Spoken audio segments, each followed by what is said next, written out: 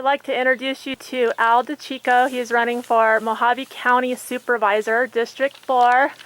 Hi Al, how are you? Great, how are you? Doing great. Nice to have you here with us. When did you decide to run for Board of Supervisors? Well, I first thought about it back in, I believe it was 2007. I considered running back when Tom Sockwell was our supervisor and they had 3 districts. I didn't go through with that because of a back injury and my health just wasn't really good at the time. Can you tell the audience a little bit about yourself? Sure. I live here in Mohave County. I've lived here for 9 years. Prior to that I lived in Las Vegas, actually in Henderson, near Las Vegas, and I lived there after moving from Chicago in 1995 so that I could be near my children. My children moved out to Vegas after my ex-wife moved and got remarried. You have been involved with activism over the years. Can you talk more about that?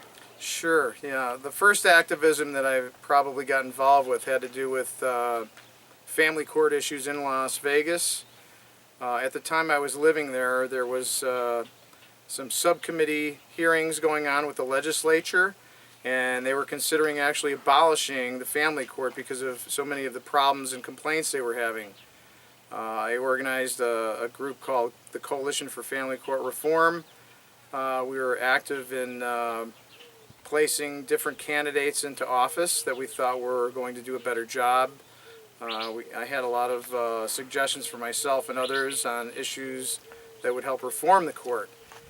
This was not a father's rights group, it was a parents' rights and children's rights group actually, because what we found is that a lot of people were not seeing their children a lot, or there was just a lot of problems with many things in family court. So instead of taking a position of one side or the other, our position was reform, because there were certainly a lot of problems. Have you been to any of the Board of Supervisor meetings? Yes, I have. I've been to several of them over the years. I've been here 9 years. I've testified at some of them regarding when they wanted to raise taxes. I opposed that. I did testify in regards to problems we're having in the air quality out here in regards to heavy metals in the air and in the rain and in the blood of people. Most of the time when I went to the Board of Supervisors meetings, it seemed as though they had their mind made up as to how they were going to vote. I don't really know if our testimony influenced them much at all, but yes, I'm familiar with the meetings. What will you do if you become Board of Supervisor? Well, there's a lot of things I'd like to do. Number one, I'd like to see exactly where the money's going, because there's a lot of money being generated through taxation, and one of the issues that continually are brought to me by citizens around here are they don't feel like their taxes are going towards their community.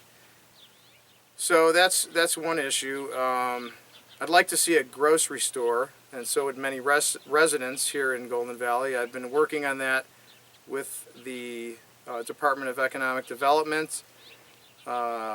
We started a website on Facebook last year to organize people that want a grocery store. It's something they've been trying to do for many years, a lot of the locals here, probably for 15, 20 years now, and it just doesn't seem to materialize. So that is a priority. Also as a priority is I want to see more funding or tax money that we pay go towards District 4, which would include Golden Valley, Oatman, Dolan Springs, Chloride, Meadview, and up at White Hills, and also Sohi and the west area of Kingman. But I'd like to see some money come to Golden Valley. People feel like they're neglected out here. What are you hearing from the citizens in your community? Well, that's part of what I've been hearing, is what I just mentioned, as well as they express a lot of problems with the roads out here, and they feel that they're not maintained very well and that they should do a little bit better job on that. They don't feel like they have a voice. They've said that to me. Other than that, people seem to really want to be left alone out here. They don't want to be micromanaged. When it comes down to issues like putting up additions to a house, sheds, additional houses, there's a lot of red tape to jump through in planning and zoning. Permit fees seem to be more for revenue generation than actually serving the public. I get that concern very often. People, they feel like they're being taxed through permit fees unnecessarily. Can you tell the audience about your past work experience? Sure. First job I had, I was making pizza in Chicago at a place called Niles Pizza at age 14. I worked various jobs like a lot of people did in high school, and then went to college at Southern Illinois University, got a bachelor's degree in journalism, advertising, under the communication and fine arts, and also journalism and advertising and photography. After that, I went to work in Chicago, and my primary job was calling on supermarket chains in various parts of the country. We were in business where we would do remodels and provide signs and aisle directories, as well as other items of decor and store fixtures for the supermarket chains. I was in contracting in Chicago with epoxy and stone aggregate work. We had a company called Chicago Stone Works. I also worked with many other people. I worked for the cable TV company in Chicago. When I moved to Las Vegas, that was a whole new horizon. And part of the time I was in Las Vegas, I was selling solar pool heating, as well as working with the Coalition for Family Court Reform. That was all volunteer work. There was no money coming in to speak of as far as income. It was from other jobs. Down here, I moved down here in 2005 to take a job as a reporter with the Kingman Daily Miner. After that, I worked for the college truck driver training program, and I was the director for the truck driver school. During the time I worked there, I did pretty good. I raised their net revenue from 3% to 27%. So they were profitable. I never had a student fail, and we put a few hundred students through there and most of the time we provided jobs for them if they weren't able to find them themselves. That's great. Can you tell me about any issues involving planning and zoning?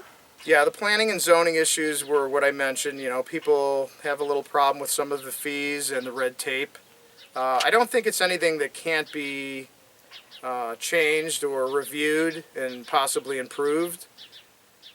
But that's really the big issue, is where's the money going, and do we really have to pay certain fees? Another example too is there's a formula. If you have a piece of property and you want to add another home, you have to go by their formula and have specific sizes for your second home.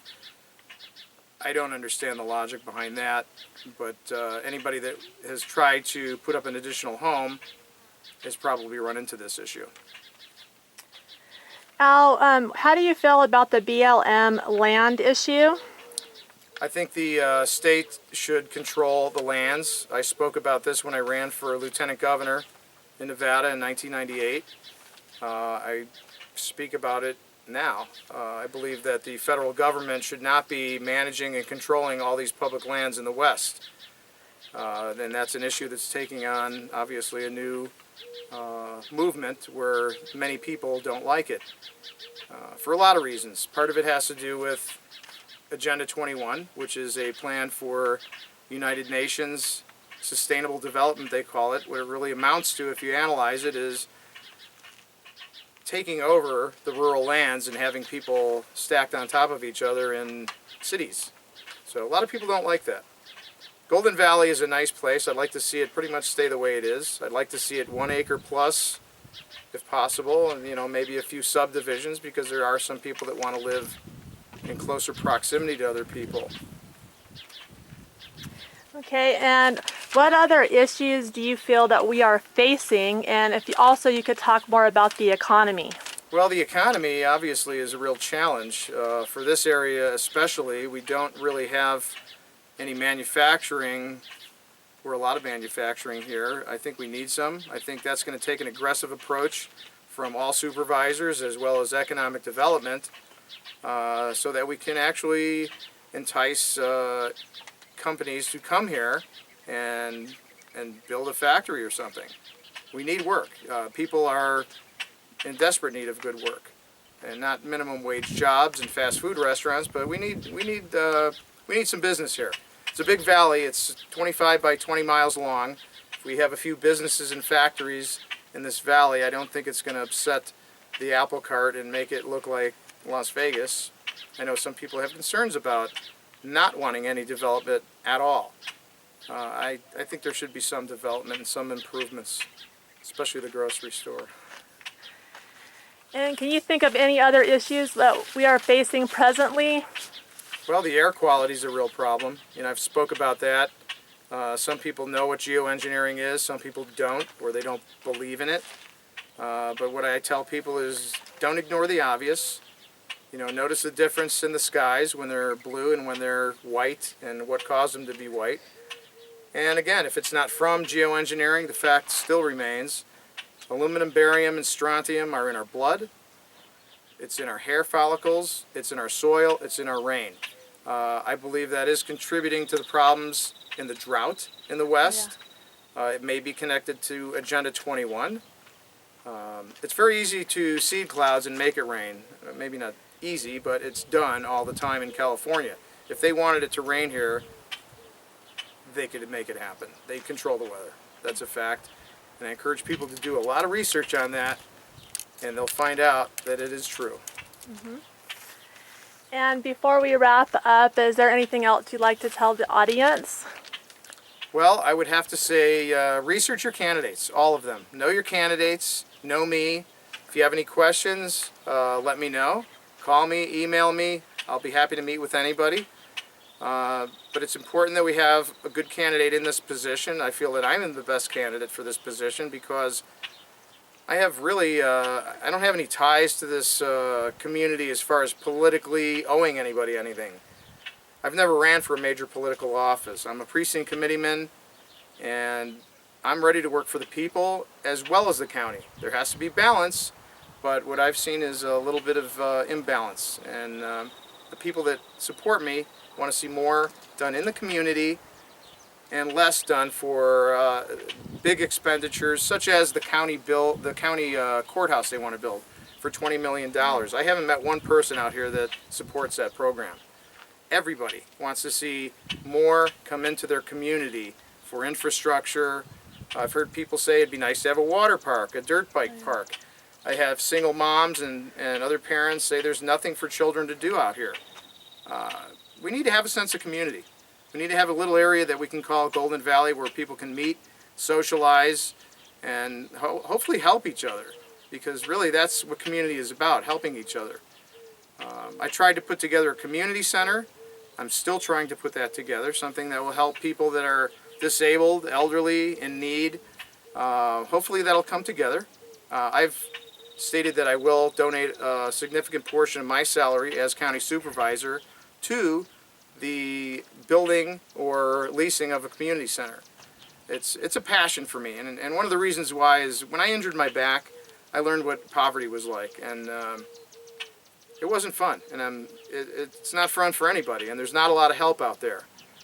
I think it's very important that people realize that and try and help each other. We need a little bit more help for people when they're having problems. A hand up, not just a hand out, but a hand up so that they can hopefully get their life back in order how they want.